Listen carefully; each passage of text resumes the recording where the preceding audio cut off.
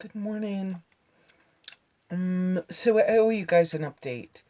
Um, I was in pretty good shape on Mother's Day in the morning, and then I found some awkward comments online and had a conversation with the person who actually talked to the person who had posted them, who has been a friend of mine. And it set me back again. Um, and so I've been considering how I was going to discuss some of this stuff um, because um, some of the videos I put out last week, I was just trying to be honest and show some of you guys what actually happens when I'm in the throes of my disability. My disability is not only depression, it is post traumatic stress, severe recurring situational depression, there's anxieties. There might be even a touch of ADHD that's not diagnosed, and a touch of OCD and stuff like that might even be in there. You know, lots of people in the world have these. I think they're very human things, but it's only those of us who have been diagnosed because they have affected our maneuvering in society that really get labeled with these things. I don't love labeling. I don't love that I've had to be on this thing called disability, but yet it has given me more opportunity to manage more of my life. Some of that being said, um, uh, I want to mention that I'm very much aware that my diet, as well as the people I'm around, the books I read, the music I listen to, or the movies and things that I watch, or well, all of those things that come into my being, all affect me greatly. I am very sensitive to chemicals and um, um, very prone to allergies, allergic reactions. I have food allergies. I have asthma. Oh, yes, that's part of my disability. I forgot to mention. I do have asthma.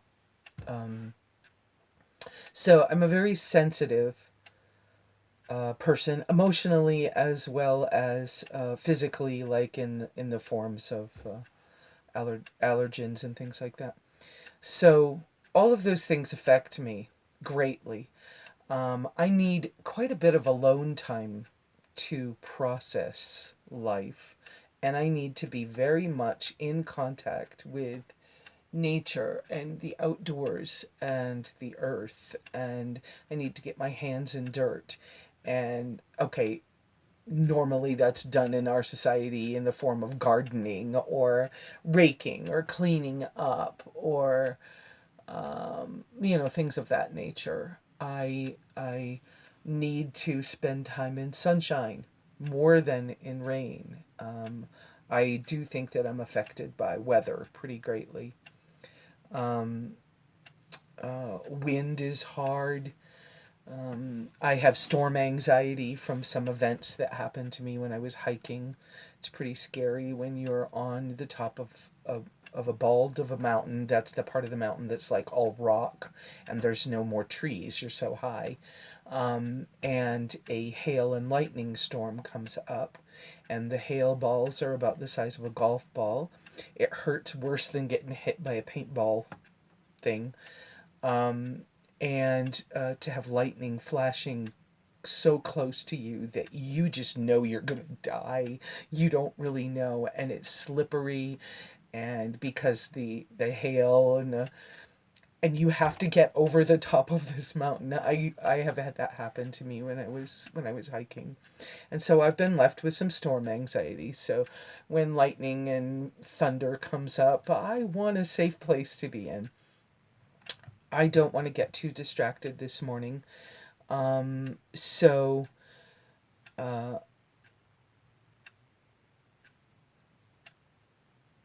my interactions with others affect my mental health pretty severely.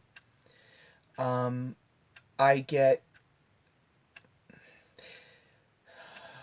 I've called it confused, but confused is not a good term. Um, I have a hard time sometimes separating what somebody else wants and what I want.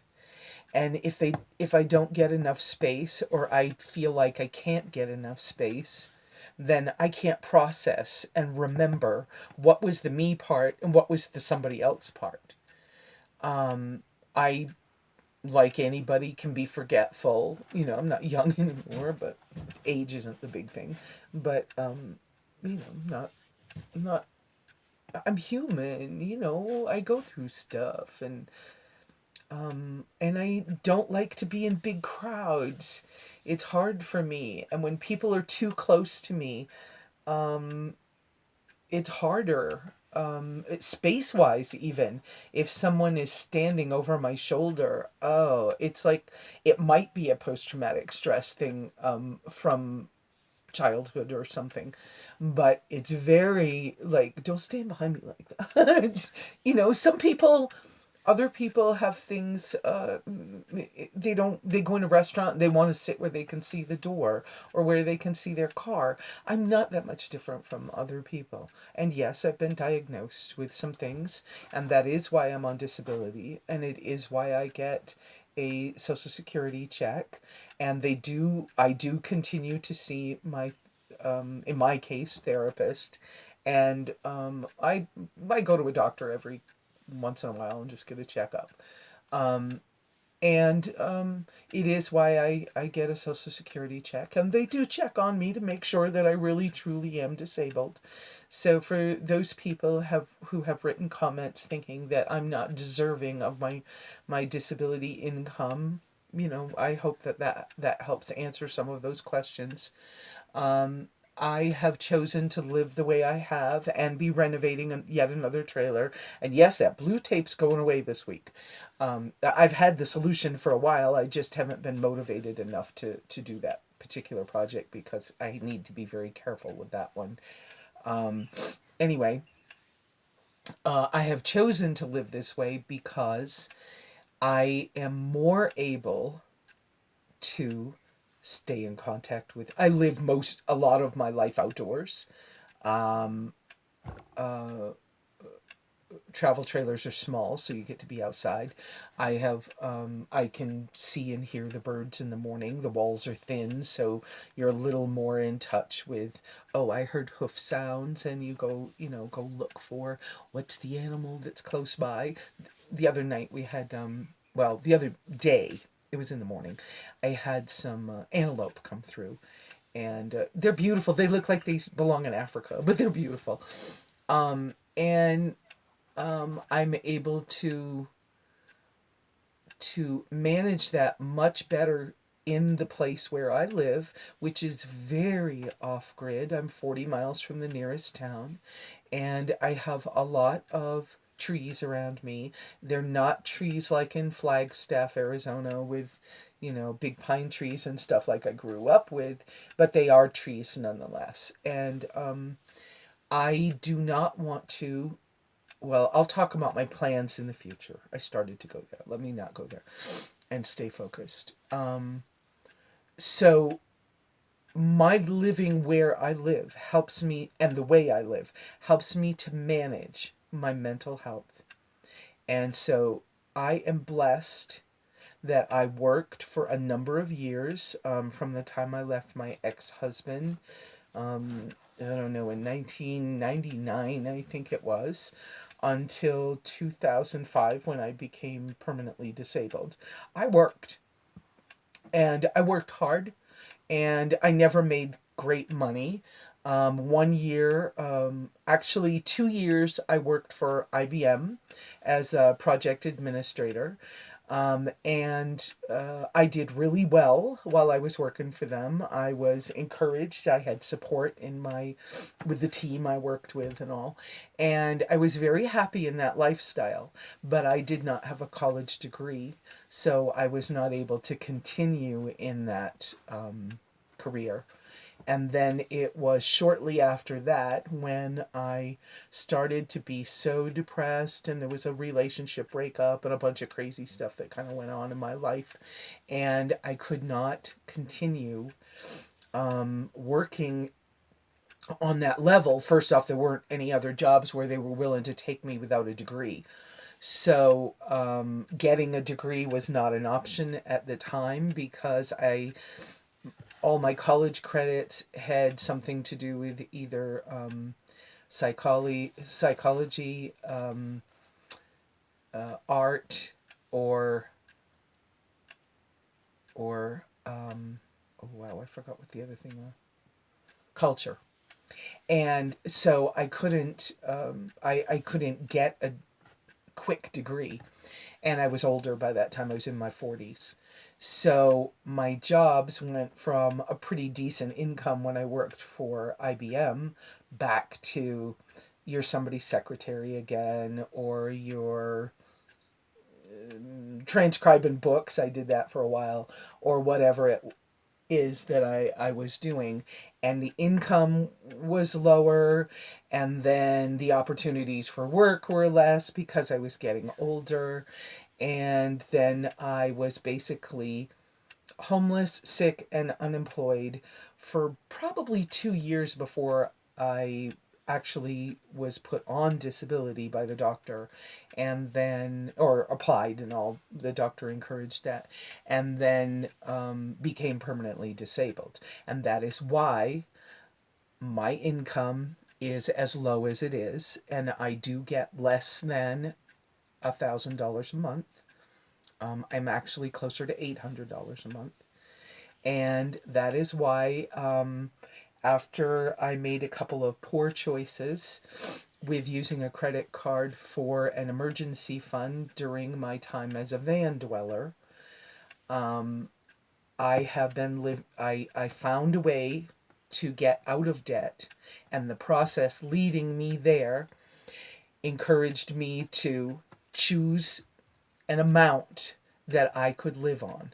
That would be my food, gas to get around, stuff like that. That my basic living expenses. And so I chose a number which was $250 a month, and then everything that I get after that all has been going to bills for the last 3 or 4 years. When I am what I call sick, when I am in the throes of my disability, I have a very hard time remembering events and timelines. I have a hard time connecting the dots to make some logic work well. I cry beyond at the touch of a hat, or the drop of a hat. I cry a lot. Sometimes I cry when I'm angry, but I just like can't make my thoughts make sense. I can't process the things, the actions of other people, especially. I don't process them in any way that's logical when I am having trouble with my disabilities. I found that the years between 2005 and 2011, when I returned to the United States, I spent a lot of time in Costa Rica. Yes, as a disabled person, yes, doing some volunteer work, which volunteer work is different from a job. But I was in Costa Rica. I did do some volunteering. I house sat quite a bit in order to have a place to stay. And then for a while, I did rent a place in for less than my Section 8 apartment had been in the United States. I had rented a place for a while, year or two, and then I had built a very rustic, what's called ranchito, on another expat friend's property. During all of that time, there were stages of my depression that were affecting me, and some just the interaction with a person who's so mainstream and that I don't even I just can't understand mainstream people because I've kept myself in places that have helped me to be stronger and healthier. And my lifestyle choices have been very different than the average American. I haven't lived in a normal house, wow, in, I don't know, long, long time, 20 years. Well, maybe not 20 years. Okay, so I had an apartment in New York in 2005. So 2004, 3, 4, I would have been in like an apartment. But I haven't lived in a normal situation in a very long time. So I'm used to, being outside and using composting toilets and going out to the garden and picking greens for breakfast, or not using, okay, like toothpaste, for example, has not been a part of my life in, I don't know, 30 years. I've used baking soda and peroxide for a long time. What else?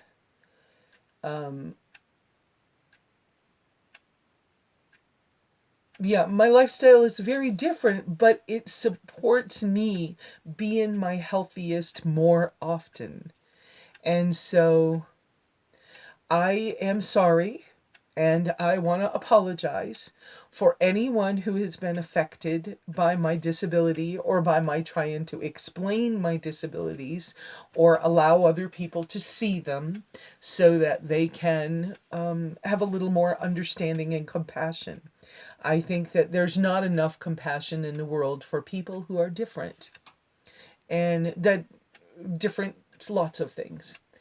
I don't think that we need to not honor whatever our own ethics and standards are, but that doesn't mean that we have to push them on other people. And so I might choose that I personally don't like purple, but I don't have to push that on somebody else. I can just accept that somebody else is purple or loves purple, and you can be that. But maybe I don't want to do that for myself. And so for me and my closest circle of friends, I need to be careful what I have so that I'm supporting my in this example, I'm supporting my ethical need to, not like purple or whatever it happens to be. There's no reference in that to anything. The disclaimers that need to be on online are annoying to me. I think it's a shame that we can't all just see something as simply as someone is saying it. And I make mistakes. I forget things. I don't lie on purpose, but I might forget something and then relate it differently than it was. I don't think that when you forget something and relay it differently, that that's lying on purpose. I think that I try very hard to apologize when I think there's an apology necessary. And I probably overdo that a lot because I try to make everything be my fault everywhere I am for anything that happens, bad habits and post traumatic stress, you know, and So that's what I wanted to talk about, was describing my disabilities and showing you through this video how, clear and focused I am on a better day. And I'm not my best. I'm still having moments when I am struggling right now, at this particular moment in time. And during those struggling times, I'm very much aware I'm going to have to change my diet again. I was way healthier when I was on, I had been a raw vegan from, let's see if I get the dates right. I think it was from 2004 until 2007 or 8. Oh no, 2009. I was a raw vegan. And when I lived in New York, I was very active and one of the leaders in a raw um, support group, raw food support group. And in that community, I was pretty well known, and I was starting to write books and teach other people how to live a little healthier. But I have developed some other health issues, and that health issues is physical health issues is a different subject. And I've noticed, looking at the clock on my camera, that I've gone a long time. So I am going to put this out long and exactly what I said. But I wanted you to know more about the disabilities and to apologize to those people who feel they need an apology. Because I have no bad feelings toward people. Oh, I did fail to mention earlier that another point to my disabilities is that I can blow things up in my reality, my importance factor thing, and make them my sense of how bad something is worse when I'm affected greatly by my disabilities. And so a small problem seems insurmountable, overwhelming, and then I start panicking. And I have to work on that. But I'm working on it, and it being a disease, and my ability to actually conquer that. And I don't know. I've been told that probably I'm going to struggle for a lot of my life with that, because I just can't. Just some things you can fix and some things you can't. So I'm not saying I can't fix it, but I am saying it's hard. So you guys have a good day. This is an update and telling you more about my disabilities. I hope that I was more clear. And then look forward to some more videos here pretty soon. And don't forget to check out my written blog on SimplyLesa.blogspot.com.